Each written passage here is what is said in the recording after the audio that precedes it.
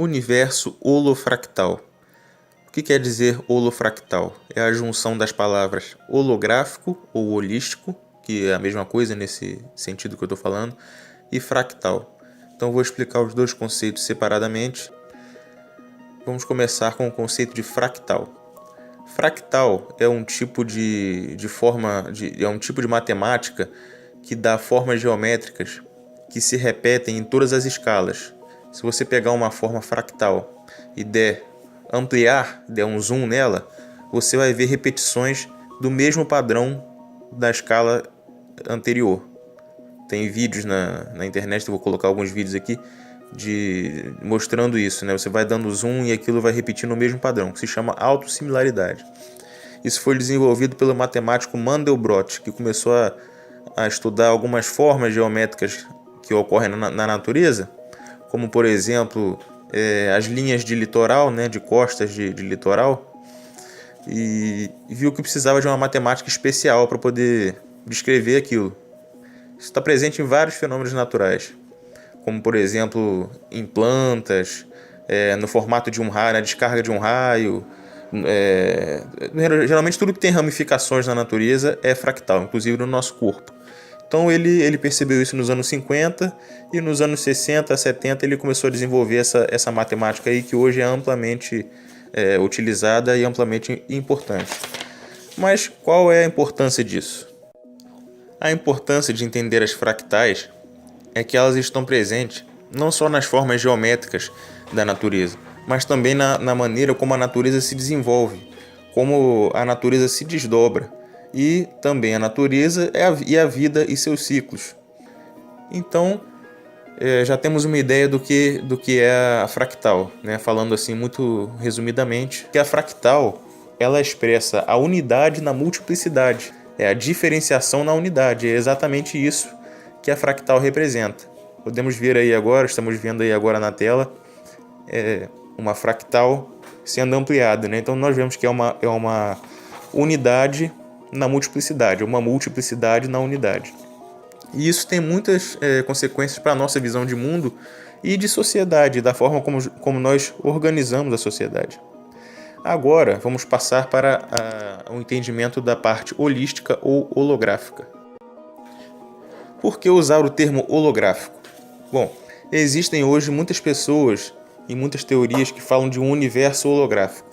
Mas o meu preferido para essa concepção é o cientista físico teórico David Bohm, que inclusive já morou no Brasil e teve cidadania brasileira. Temos aí a foto dele na tela com a capa do seu livro, o seu principal livro sobre a sua filosofia, A Totalidade e a Ordem Implicada. David Bohm usou a metáfora do holograma para poder descrever o entendimento que ele teve da realidade após ele trabalhar bastante e teorizar e trabalhar bastante experimentalmente com a física subatômica, a física quântica. Ele chegou à conclusão de que uma visão da realidade de apenas de partículas separadas, uma visão atomista da realidade, não era verdadeira. Ele chegou à conclusão que existia um campo que permeava toda a realidade, uma ordem metafísica que ele chamava de ordem implícita, sendo essa ordem metafísica superior, mas englobando a ordem física, e a ordem física que conhecemos chamada ordem explícita. E por que princípio holográfico? Porque ele estava procurando uma maneira de explicar melhor sua teoria, até que ele viu um programa de TV mostrando um holograma. Como é o funcionamento de um holograma? Vou colocar aqui na tela e vocês vão ter uma ideia. O holograma é feito com um tipo de fotografia. Essa placa preta e branca, com padrões de interferência que vocês estão vendo aí na tela, é uma placa fotográfica holográfica. O que acontece é que se pega um objeto que se vai fotografar e se usam dois lasers em cima desse objeto. Um laser vai diretamente no objeto e depois vai para a placa, e o outro laser vai direto para a placa. Esses dois raios de laser se fundem e, por um processo aí tecnológico que não vem ao caso falar, a informação 3D, tridimensional do objeto, é gravada na placa holográfica. Aí, se você jogar uma luz laser nessa placa holográfica, vai ser produzida uma imagem tridimensional do objeto na sua frente. E com tridimensional, eu não quero dizer só como se fosse numa tela, como num jogo 3D. É uma imagem tridimensional mesmo, que você pode andar ao redor dela e ver como se fosse um objeto tridimensional. E o que isso tem de relevante para uma compreensão holística da realidade? Bom, como vocês podem ver aí, tem 4 sucessivas placas cada vez menores e 4 sucessivas imagens de uma maçã que vão ficando cada vez mais fracas. O que acontece? Na realidade, se você pegar uma placa dessa holográfica, vamos supor primeiro uma fotografia comum. Se você pegar uma fotografia comum de uma maçã e cortar ao meio, e cortar cada vez mais, obviamente você vai ter pedaços cortados de uma fotografia. Se você pegar uma placa de fotografia holográfica e cortar ao meio, e você jogar o laser nela, você não vai ter uma maçã cortada, você vai ter a mesma maçã tridimensional completa, só que com menos intensidade. Se você cortar novamente, você vai ter a mesma maçã tridimensional, você vai poder rodear a maçã, só que menos intensa, e assim sucessivamente, que eu mostrei aí nessa imagem aí que eu fiz. O que isso representa e o que David Bohm viu nisso? Ele viu que a realidade na natureza, na nossa vida, no mundo físico, ela é assim. Ele, com as experiências dele na física e teorizando, ele chegou a essa conclusão. Porque existem processos na física de partículas subatômicas, na física quântica, como, por exemplo, o emaranhamento quântico, onde 2 partículas ficam correlacionadas a grandes distâncias de maneiras inexplicáveis, que o fizeram concluir que a realidade é um todo indiviso, similar a como se comporta um holograma. Ou seja, a informação do todo está gravada em todas as partes. Se você pegar essa placa holográfica aí, se você consegue cortar essa placa holográfica e ainda assim ter a imagem tridimensional da maçã inteira, isso significa o quê? Que a informação da maçã não está só como se fosse uma foto comum nessa placa holográfica. Ela está difusa por toda essa placa. Cada partezinha dessa placa holográfica contém o todo da maçã. Então ele concluiu que a realidade também é assim, né? E se a gente parar para pensar, tem vários exemplos disso. Um deles é o nosso DNA, né?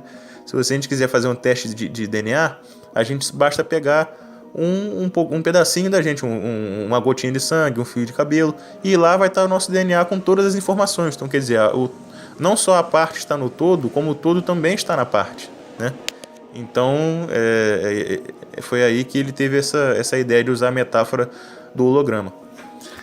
E agora nós temos aí na tela também o ímã, porque os ímãs e o magnetismo também tem esse princípio. Todo ímã tem um campo magnético muito forte, né? Tudo tem um campo magnético, né? Mas no ímã é um campo magnético muito forte e coerente. Se você pegar um ímã e cortar ao meio, ele continua tendo... Cada pedaço de ímã cortado vai continuar tendo um polo sul e um polo norte. E se você cortar de novo, como mostra a imagem, cada um vai formar um campo magnético com um polo sul e um polo norte. Então, quer dizer, é o mesmo princípio holográfico, né? E também tem um pouco do princípio da autossimilaridade das fractais, porque ele é sempre autossimilar a si mesmo, né? Então, entender o universo como holofractal nos faz entender que existe um campo ubíquo que subjaz toda a manifestação, nos proporcionando um entendimento e sentimento de comunhão com a fonte criadora da existência, que é um fato atestado pela maioria das grandes religiões, das espiritualidades e de seus grandes praticantes. Nos dá também uma nova perspectiva de organização social, que não atomiza os indivíduos, considera que estamos todos ligados por uma mesma teia, pensa mais nas consequências dos nossos atos de forma extensa e vê a sociedade e seus problemas de forma ampla e sistêmica, essa nova perspectiva, ao invés de atacar apenas os sintomas, como ocorre na política e economia atuais. Ao invés de um mundo mecânico e limitado, onde tudo pode ser dividido em partes e dissecado, vivemos num mundo onde cada camada da existência, cada escala, contém o todo e contém um universo próprio de plenitude. Então, esse entendimento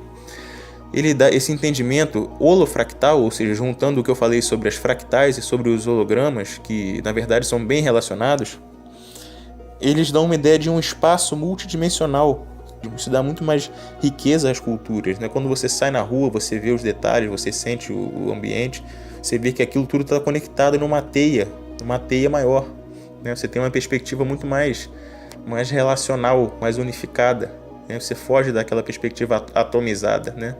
E a gente vê que a gente está num mundo pleno, num universo pleno. Foge também daquela concepção malthusiana de escassez, né? Bom, eu acho que já deu para falar bastante, né? Vale também lembrar que quem falava muito dessa unidade, da multiplicidade, era Leibniz. E é isso. Eu acho que vale a pena voltar a esse tema em outros vídeos, mas eu acho que já me alonguei muito. E obrigado por terem assistido até aqui.